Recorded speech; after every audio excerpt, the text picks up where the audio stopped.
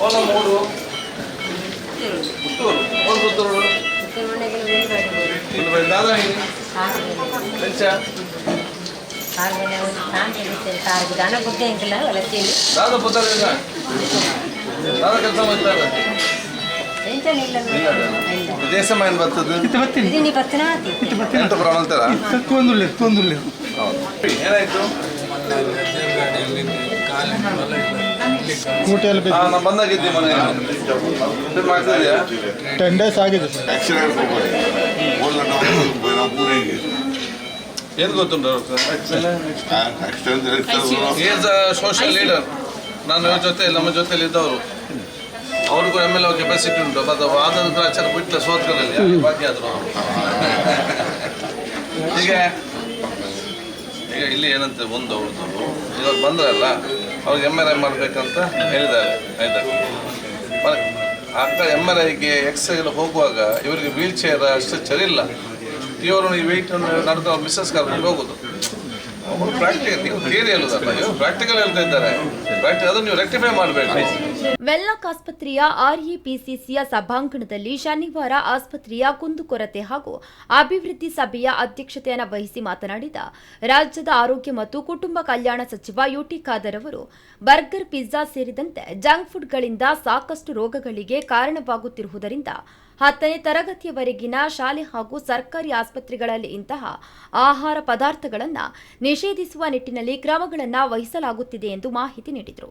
ರಾಜ್ಯದಲ್ಲಿ ಆಹಾರ ಸುರಕ್ಷತೆಯಲ್ಲಿ ಮಹತ್ತರವಾದ ಬದಲಾವಣೆ ತರುವ ನಿಟ್ಟಿನಲ್ಲಿ ಬೆಂಗಳೂರಿನಲ್ಲಿರುವ ಆಹಾರ ಪದಾರ್ಥಗಳ ತಪಾಸಣಾ ಪ್ರಯೋಗಾಲಯವನ್ನು ಮೇಲ್ದರ್ಜೆಗೇರಿಸುವ ನಿಟ್ಟಿನಲ್ಲಿಯೂ ಕ್ರಮಗಳನ್ನು ವಹಿಸಲಾಗುತ್ತಿದೆ ಎಂದರು. ಜಂಕ್ ಫುಡ್ಗಳನ್ನು ತಯಾರಿಸುವ ಅದೆಷ್ಟೋ ದೊಡ್ಡ ಕಂಪನಿಗಳಾಗಿದ್ದರೂ ಆಹಾರ ಗುಣಮಟ್ಟದಲ್ಲಿ ಲೋಪದೋಷಗಳು ಕಂಡುಬಂದಲ್ಲಿ ಅಂತಹ ಕಂಪನಿಗಳು ಸುಪ್ರೀಂ ಕೋರ್ಟ್ ಮೆಟ್ಟಿಲೇರಿದರೂ ಜಯ ಸಿಗದಂತಹ ರೀತಿಯಲ್ಲಿ ದಾಖಲೆಯನ್ನ ಇಟ್ಟುಕೊಳ್ಳುವಂತಹ ಅತ್ಯಾಧುನಿಕ ಲ್ಯಾಬ್ ಅನ್ನು ರಾಜ್ಯದಲ್ಲಿ ಸ್ಥಾಪಿಸಲಾಗುವುದು.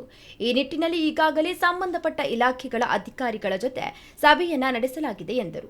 ಯಾವುದೇ ಸೂಪರ್ ಮಾರ್ಕೆಟ್ಗೆ ದಾಳಿ ಮಾಡಿದರೂ ಅಂತಾರಾಷ್ಟ್ರೀಯ ಮಟ್ಟದ ಬ್ರ್ಯಾಂಡ್ ಇರುವ ಆಹಾರವನ್ನ ಪರೀಕ್ಷೆಗೆ ಒಳಪಡಿಸಿದರೂ ಅದು ಆಹಾರ ಸುರಕ್ಷತೆಯಡಿಯಲ್ಲಿ ಇರುವುದಿಲ್ಲ. ಹಾಗಾಗಿ ಇದಕ್ಕಾಗಿ ನಿಯಂತ್ರಣ ಹೇರುವ ಕಾರ್ಯ ಆಗಬೇಕಾಗಿದೆ. ಬಹುತೇಕ ಆರೋಗ್ಯ ಸಮಸ್ಯೆಗಳು ಈಗಿನ ಅನಾರೋಗ್ಯಕರ ಅಪೌಷ್ಟಿಕ ಆಹಾರಗಳಿಂದಲೇ ಬರುತ್ತಿದೆ. ಕಿಡ್ನಿ ಸಮಸ್ಯೆ, ಕ್ಯಾನ್ಸರ್ ರೋಗಗಳು ಸಾಂಕ್ರಾಮಿಕ ಅಲ್ಲವಾಗಿದ್ದರೂ ಭಾರಿ ಪ್ರಮಾಣದಲ್ಲಿ ಹೆಚ್ಚುತ್ತಿದೆ. ಶಾಲೆಗಳಲ್ಲಿ ಆರೋಗ್ಯಕರ ಆಹಾರ ದೊರಕಿದಾಗ ಮಕ್ಕಳು ಈ ಜಂಕ್ ಫುಡ್ಗಳಿಂದ ದೂರವಾಗಿ ಬಳಿಕ ರೋಗಗಳಿಗೆ ತುತ್ತಾಗುವುದು ಕಡಿಮೆಯಾಗಲಿದೆ. ಸರ್ಕಾರಿ ಆಸ್ಪತ್ರೆ ಕ್ಯಾಂಪಸ್ಗಳಲ್ಲಿಯೂ ಜಂಕ್ ಫುಡ್ ಇಲ್ಲದ ರೀತಿ ಕ್ಯಾಂಟೀನ್ಗಳನ್ನು ನಿರ್ವಹಿಸಲು ಕ್ರಮಗಳನ್ನು ವಹಿಸಲಾಗುವುದು.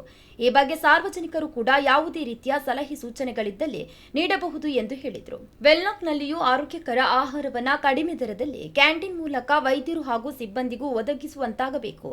ಆರೋಗ್ಯಕರ ಆಹಾರ ವ್ಯವಸ್ಥೆ ಮಂಗಳೂರಿನ ವೆನ್ಲಾಕ್ ಆಸ್ಪತ್ರೆಯಿಂದಲೇ ಆರಂಭವಾಗಲಿ. ವೆನ್ಲಾಕ್ ಆಸ್ಪತ್ರೆಯ ಮಾದರಿಯನ್ನ ಇತರ ವೈದ್ಯಕೀಯ ಕಾಲೇಜು ಆಸ್ಪತ್ರೆಗಳಲ್ಲಿಯೂ ಪಾಲಿಸುವಂತಾಗಬೇಕು ಎಂದು ಅವರು ಈ ಸಂದರ್ಭ ಅಧಿಕಾರಿಗಳಿಗೆ ನಿರ್ದೇಶನವನ್ನು ನೀಡಿದರು. ಸರ್ಕಾರಿ ಆಸ್ಪತ್ರೆಗಳ ವೈದ್ಯರ ವರ್ಗಾವಣೆಗೆ ಸಂಬಂಧಿಸಿದ ಕೌನ್ಸೆಲಿಂಗ್ ನಿಯಮಕ್ಕೆ ತಿದ್ದುಪಡಿ ತರಲು ಉದ್ದೇಶಿಸಲಾಗಿದೆ ಎಂದು ಮಾಹಿತಿ ನೀಡಿದರು. Will make one of the best lab.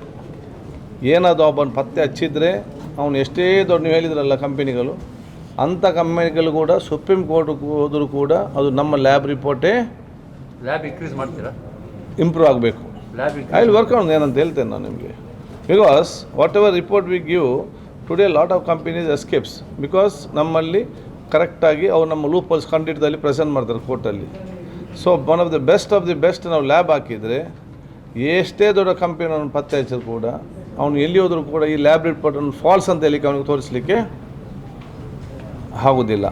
ಆಯ್ತಲ್ಲ. So I am telling every one, super ಮಾರ್ಕೆಟಲ್ಲಿ ಒಂದೆಲ್ಲ ದೊಡ್ಡ ದೊಡ್ಡ ಕಂಪನಿಗಳು ನೀವು ಟೆಸ್ಟ್ ಮಾಡಿಸಿ ತನ್ನಿ ಮಾರ್ಕೆಟಿಗೆ, ನಾಳೆ ನನ್ನ ಕೈಗೆ ಸಿಕ್ಕಿ ಬಿದ್ದು ಮತ್ತು ನೀವು ಸೀಸ್ ಮಾಡಿ ಮತ್ತು ಮ್ಯಾಗಿ ಆದ ರೀತಿ ಆಗಬಹುದು.